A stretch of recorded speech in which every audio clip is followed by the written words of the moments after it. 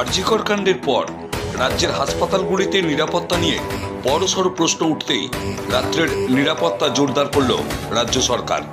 রবিবার গভীর রাত্রে পুরসুরা গ্রামীণ হাসপাতাল শ্রীরামপুরে হঠাৎই পরিদর্শনে এলেন আরামবাগ এসডিপিও সুপ্রভাত চক্রবর্তী, আইসি আরামবাগ, ওসি পুরসুরা রাসেল পারভেজ খান সহ পুরসুরা থানার বিশাল পুলিশ বাহিনী। এসডিপিও সহ প্রত্যেকেই হাসপাতালের নার্সিং স্টাফ, ডাক্তারদের সঙ্গে কথা বলেন।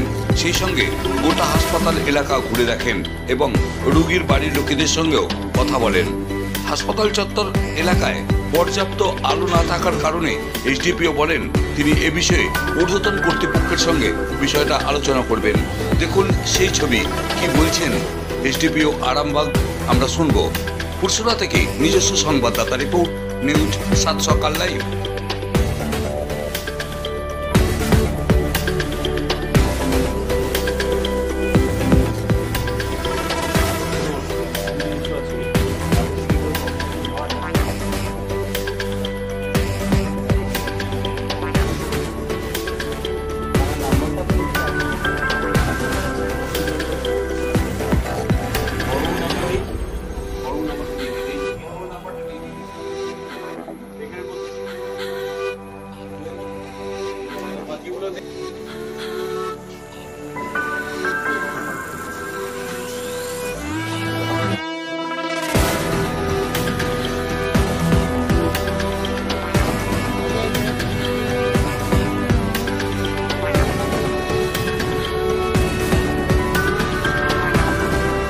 আমাদের যেমন এটা রাত্রেবেলা আমাদের ডিউটি যেটা আছে, যেগুলো প্লেসগুলো ভিজিট করতে হয় তার মধ্যে হাসপাতালে একটা প্লেস থাকে।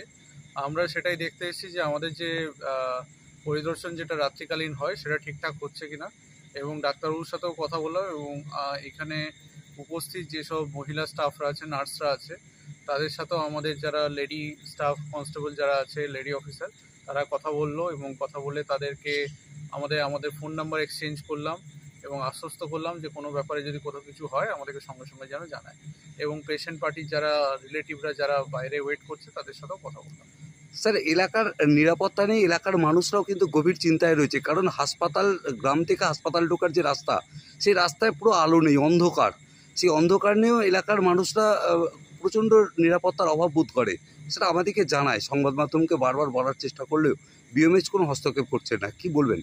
আপনি আমাদের সঙ্গেই ছিলেন, আপনি দেখলেন আমরা শুধু হাসপাতালটা পরিদর্শন করলাম না, আমরা এই বিস্তীর্ণ যে এলাকা আছে হাসপাতালের সেগুলো আমরা ঘুরে দেখলাম, এবং তার সাথে সাথে আমরা খেয়াল করলাম যেটা আপনি বললেন, এবং এটা আলোর যেটা একটা ব্যবস্থা থাকা দরকার, এবং সেটা যে নেই তার জন্য যথেষ্ট নিরাপত্তার অভাব আমার মনে হচ্ছে আছে। আমরা এই ব্যাপারে ঊর্ধ্বতন কর্তৃপক্ষকে জানাবো এবং আমরা বলবো এটাতে দ্রুততার সাথে যাতে হস্তক্ষেপ করা হয়।